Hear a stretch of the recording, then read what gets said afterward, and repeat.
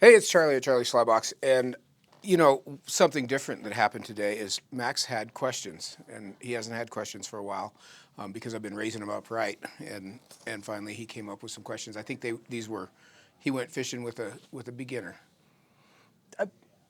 Advanced beginner, an low advanced level, and beginner, intermediate. I but that don't want to. reminds you of all the questions that you have that you figured out that you now take for granted, Exactly. and that thus. Quite enlightening.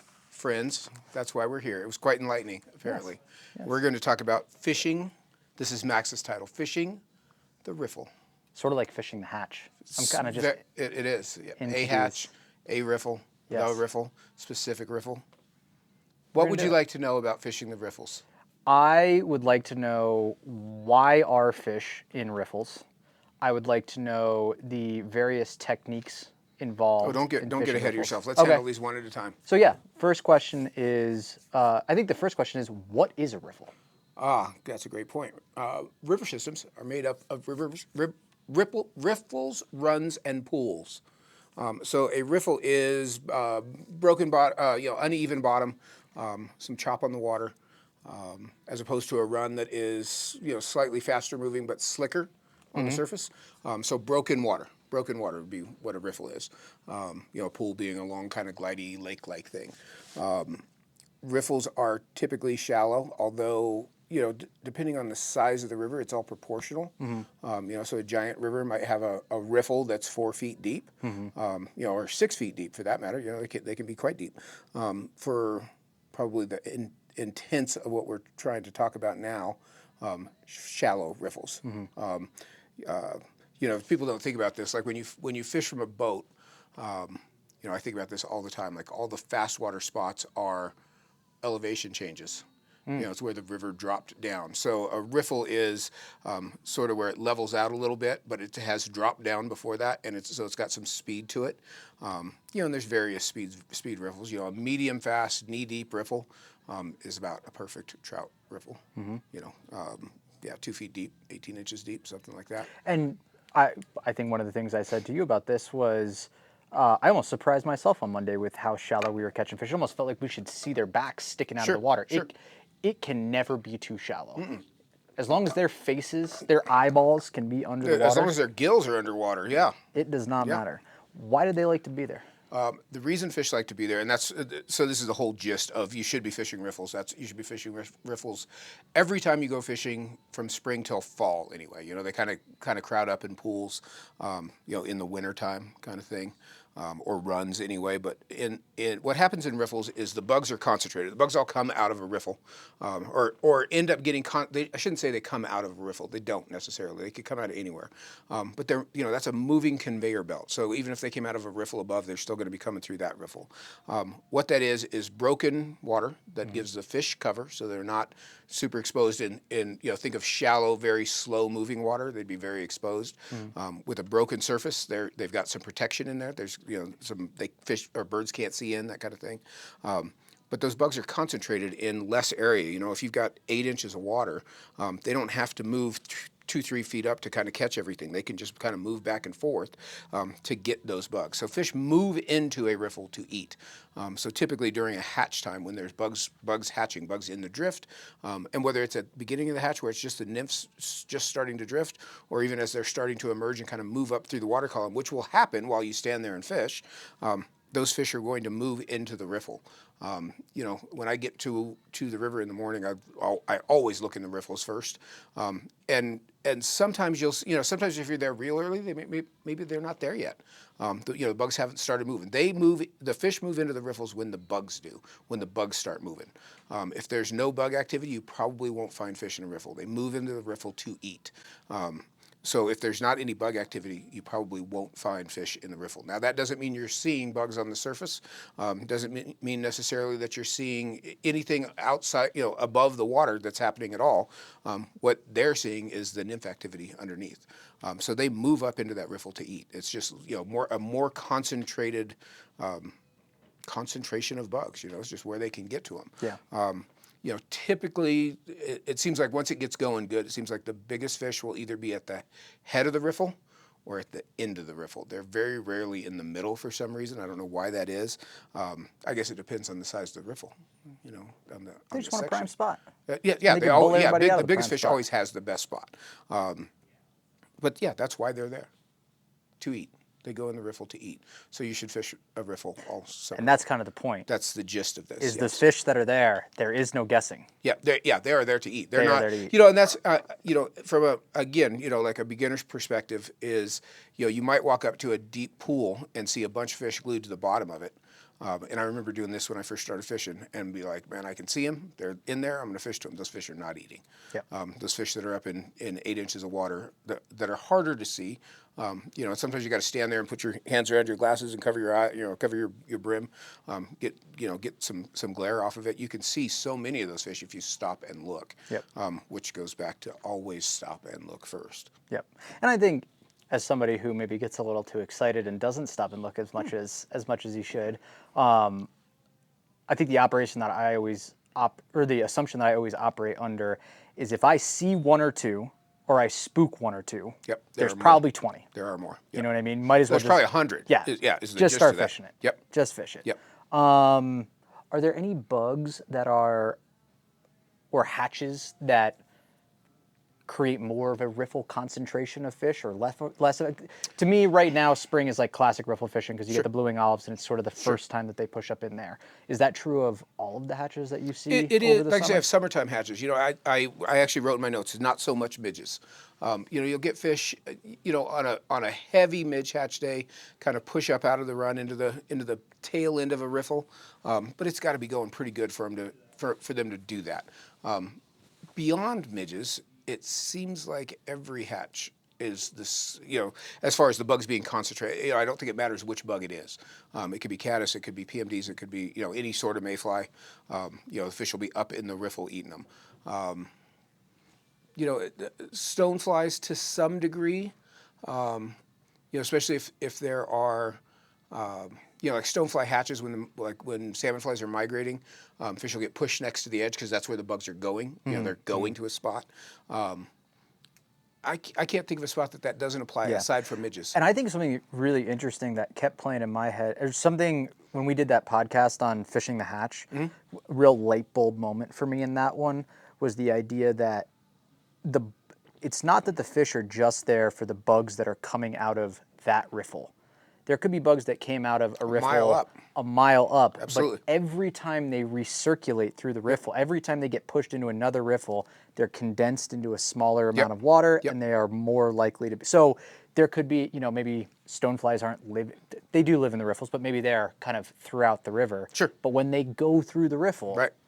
Yeah, because they're in the just drift. funneled. It's neck down. It's a funnel, You know, yes. and you think this way. It's actually this way. You know, it's top to Yes. bottom. The top lowers.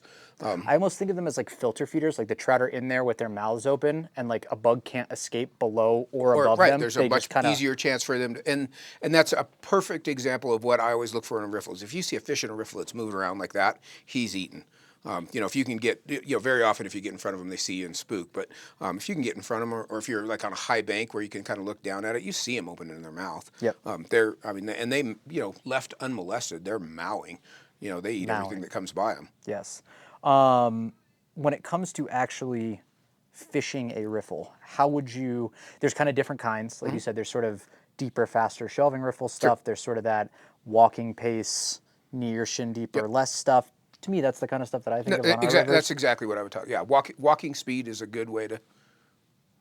Describe to me how you would fish through a riffle. If you were walking up from the pool, where it's slower and deeper, and you're getting up into that faster water, what is your approach? What I would typically do is I would get out and I'd go up the side of the bank. And I'd look at the shallow water closest to me first. You know, we talked a little bit about the difference between fishing a dry through a riffle and fishing a dry dropper rig or a nymph rig through a riffle. With any sort of a nymph rig, I would fish from the side. So I would fish from the bank side. I would walk up. The first thing that I would do is I would walk up. I'd put my fly on my hook keeper. I'd reel everything in tight, and I'd walk up and down and look. One, because you can usually see them. Two, if you just start fishing, very often there's fish 6 inches in front of you. That's a sit down and watch for a minute thing. But I always walk up and down because especially if there's a lot of fish in a riffle, there might be one giant fish. Yep.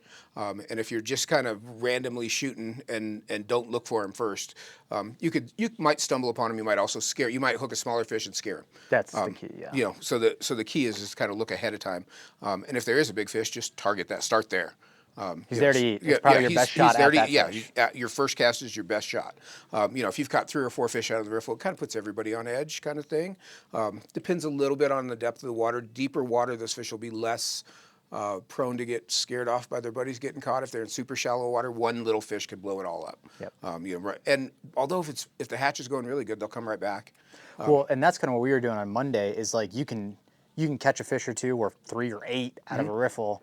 And then once it seems to have kind of quieted down, you just go up to the next one, fish that one out, go back to the other one. They're all back in there again. Yeah, they want to be in there. So like I say, the first thing I do is I'd look up and down for a big fish. Look for the biggest fish. Beyond, if they're all the same size fish kind of thing, or if I just want to get into it, I start fishing kind of left, or I shouldn't say left. It'd be river. Depends on which side you're on. Yes, it does. Near to far. Yes. So I would fish all the way up the bank, 50 yards up the bank, 10 or 15 feet out from the bank. I would walk and fish look for fish in that strip of river, long ways strip of river, and I'd fish that all the way up. Now, always thinking of kind of breaking it down, and then I'd go back down and I'd do it again, from 15 to 25 feet out. Yep. If I'm going along and I see a fish at 25 feet out that's a big fish, when I'm fishing, of course I'm going to cast to it. But kind of break it down like that. And there, even in a big riffle, there's always a sweet spot. There's a piece that they want to be in. There's a big concentration of fish in a particular area that's usually not 100 feet long. Well, and I think too, it's interesting, if you're fishing a deeper pool, an 8-inch deep depression at the bottom of that pool doesn't mean shit to those fish. Right. But when they're in those riffles, any little depression, any bucket, just a rock that creates some kind of current break, you just find behind. Any sort of seam. Yep. And they're just stacked in those things. Well, like I say, that's the sweet spot. So there's and there might be one here and there might be one here. Kind of thing. So that's why I'd fish close and not just walk out to the obvious one in the middle. Yes. Because you just walked over all these fish. I'd say the biggest thing is just be methodical about it. Like don't just jump in the water and wade out to knee deep and start fishing equidistance to the far bank. You're already standing on a bank. Those, think of how you fish out of a boat. As you fish to the bank, when you're standing on the bank, you fish to the middle. When you're standing on the bank, you should fish to the bank first. Anyway, I think the riffle stuff, like what we were doing on Monday, I kind of found myself thinking this is the only time that I'm really truly gritting out water. You know what I mean? And like, funny enough, he's over there, but like what Russ Miller says, like fish the water instead of fishing the fish. Mm-hmm. I feel like the riffles are a prime example of that, where once you've kind of confirmed that they're in there and they're doing it, they can just be hard to see in there. Like it's not that you can't see them, but it's like, man, I feel like I see 20% of them, 30%. That's exactly right. Absolutely, that's exactly right. So making sure that you're just actually, I was talking to Larry about this the other day. I remember fishing on the Colorado, and they came down in a raft, shocking. Shocking the river, and and I fished that stretch of the Colorado. I fished a lot, so like they came through a hole, and I was like, man, they're going to get 50 fish out of that hole, and they pulled about 300 fish out of that hole. Yeah. So that tells you, a hole that I thought had a lot of fish in it had 10 times that amount of fish in it. There's always a lot more fish than you can see, but if you can see, I just think it's more fun to fish for fish that you can see. But don't think you see them all by any stretch. That's always going to be the case. Walk me through. Indicator, dry dropper, and then straight up dry fly. How are you rigging? When are you using? All that kind of stuff. For a nymph rig, if I'm not seeing any surface activity, the Platte is a great example of this. Where, I'll fish the 2 pulse, a short leash rig. Yep. 2 pulses, 3 feet up from split shot, 2 flies below that. You can watch that video and see that rig. That would be my ideal sight fishing nymph rig for shallow riffles. That's as close to dry fly fishing as you can get with split shot on your line. It's just 3-dimensional. So that would be my rig for nymph fishing. You like that little Oros indicator. I've not used that yet, but I think that would do the same kind of thing. Yep. Even a piece of cider tippet. Yep. Tied into your leader, just something so that it's a line marker. It's not so much an indicator. Yep. Especially if you can see the fish, that would be my go-to rig. Yep. If you're fishing a little deeper where you can't see, I would go to something like an Oros or a small yarn indicator. Yeah. With a little more depth in between your split shot and your yarn, so that you can kind of get a little more length in there. 4x, 5x. Depends on where you are. Depends on what size flies you're fishing. Yeah. No, of course. Of course. Yeah, I'm stuck in the Betis mindset 4x right now. if you can get away with it, but 5x most of the time. I fished 4x on Monday. It was nice. Did you? Yeah. The only problem with 4x and little flies is the hooks bend. Yeah. So Not on that soft ass rod. you could either lose your fly or bend it out. Your choice. Yeah, you pick. For the dry dropper stuff, are you expecting to get the dry eaten? Or is it more of a one of the weird things with the dry dropper or hopper copper dropper rig, which I do fish a lot in that kind of situation, and again I would fish that rig from the side rather than coming up from downstream. If I was fishing, I'll get to it in a second, but if I was fishing a dry fly up through a riffle, I'd fish from downstream and I'd grid it out and I'd fish this, and I'd take 6 steps to the side and fish that. Then I'd take 6 steps forward and do the same thing again. With the dry dropper rig, I just think you can get a better drift and control that better, and you're not casting over the fish with your fly line. Fishing from the side. What was your question? Do you expect the dry to get eaten, or is it more just a simpler rig to fish? I fool myself into all the time thinking that I'm fishing a dry fly. And it is amazing how many times you'll stand there and you're fishing that grid and you've made 800 casts. You're chop, chop, chop, chop, chop. You make 800 casts, and on cast number 801 in the same spot, a fish comes up and eats your dry. So it gets eaten often enough to make you pay attention to it for sure. Yep. And I think too, just a point, like I was fishing an indicator on Monday with the vague idea of like, we're bouncing around, we're trying different spots. It should be adjustable. Did I ever adjust it one time? Right. No. Because a lot of times when they're in those riffles, like you said, like they're active, they're looking, you can be 6 inches off and like, it's okay. Well, no, and your water column, if you've got 4 feet of tippet under your dry in 6 feet of water, that fly can be in a lot of places. Yep. When everything's shrunk down, yep, your fly is going to be somewhere in those 8 inches of water. Yep. And that's their purview. They can see all of that. It's not you're not missing it. Yep. If your fly is 6 feet away, the purview is still the same. Yep. Less need to adjust there. I like to keep the indicator or dry far enough away where it's not hanging right under it. Yeah. I agree with that. Do you find yourself fishing more like split shot rigs or beadhead fly rigs for the indicator Again, stuff? Depends on where you are. On the Platte, I fish a lot. You always, with those little flies, you just can't get enough weight on them. Of course, yeah. So you got to add some lead putty or something to get it down there. Yeah. In most freestone cases, a 2-bit hooker and something is usually enough. Yep. And you can always, put a bigger size fly on, with bigger beads. Usually beadhead flies. I just find that is nicer to cast. I agree. Yeah, 100%.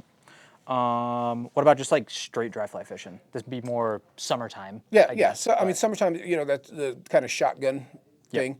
I would approach from the bottom end of the riffle, and I'd still start on the left bank. If I'm on the left bank, I'd start casting in close. And one of the things that you've got to keep in mind there is you've got 10 feet a leader, or whatever you've got. If you make a 20-foot cast, you kind of blew up the 10 feet closest to you for sure. with your fly line. So you're fishing further away from you than you think. Your pieces, if there's 6 fish lined up and you cast over these 5, they'll probably spook the other ones too. So you got to kind of play that angle game. So it's usually a little off to the kind of tilted off to the side, so you're not lining everything before it. But I would just kind of fan cast across everything, trying to get a good drift and take a few steps to the right. Yep. Same thing again, just kind of break it up and then a few steps forward at a time, because that that leader piece, you're just kind of getting overlaps Yeah. as your 10-foot overlaps of what fresh water you're covering. Yeah. Rather than shooting a big long cast up and getting a big long drift through there, well, you just line the shit out of Yeah, everything. once you get to where your fly line from was, it doesn't downstream. count. Yeah. From sideways, if you're cross current, you can maintain that a little bit. I think you can mend better and control the drift a little better sideways too. 100%. Yeah. You can get if you're fishing two rising fish, where you've got a target, yes, from right below them, or slightly off to the side from below them. I think you can direct your cast better, but making a long cast up through a riffle, I think is counterproductive. Yeah. Yeah, working a much shorter length of line that you can control. Yeah.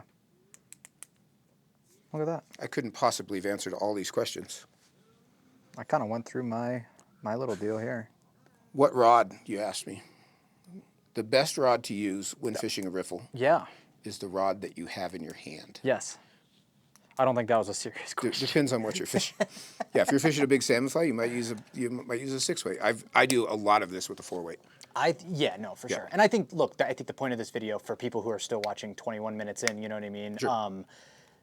If you're in the know and you've been fishing for 3 to 5 years, Probably not any new news there. This is probably not any new news, but I think the impetus for this video was fishing with somebody who hadn't really ever fished that shallow before. Well, and just kind of being that, like, to hey, that point, we see that all the time. I say this about Deckers all the time. Everybody says, Deckers is so crowded. There's so many people at Deckers that walked out to where they caught the last fish they caught there, and don't look. There's an entire river behind them, between them and the bank, that has got tons of fish in it. That they walked over. Yeah.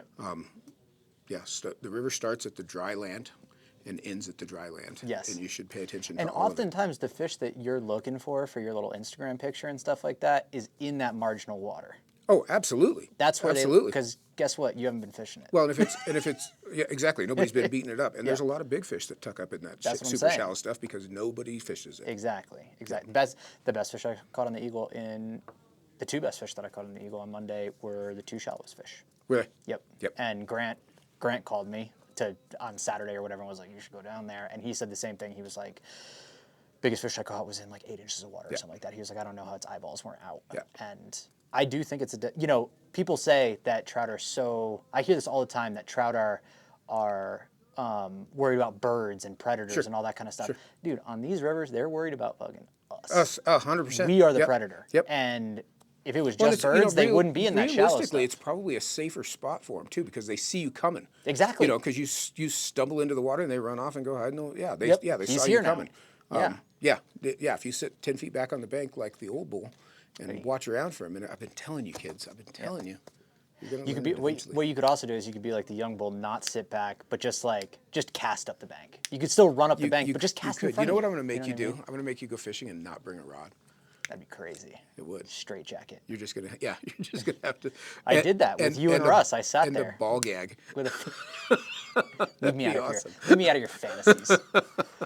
I think the takeaway from this video for people is if you have not fished in less than 2 feet of water this year, the next time you go out, you have to force yourself from like 11 o'clock or noon on. Go find some textured water that's less than knee deep. Walking fish speed. That shit. And then come in the week after and tell us all about it. Yeah, it'd be awesome. Yeah, there you go. I think we've covered it. I think we have too. Excellent work you've done. I'm glad you had questions. You're welcome. Get out of my office. Bye.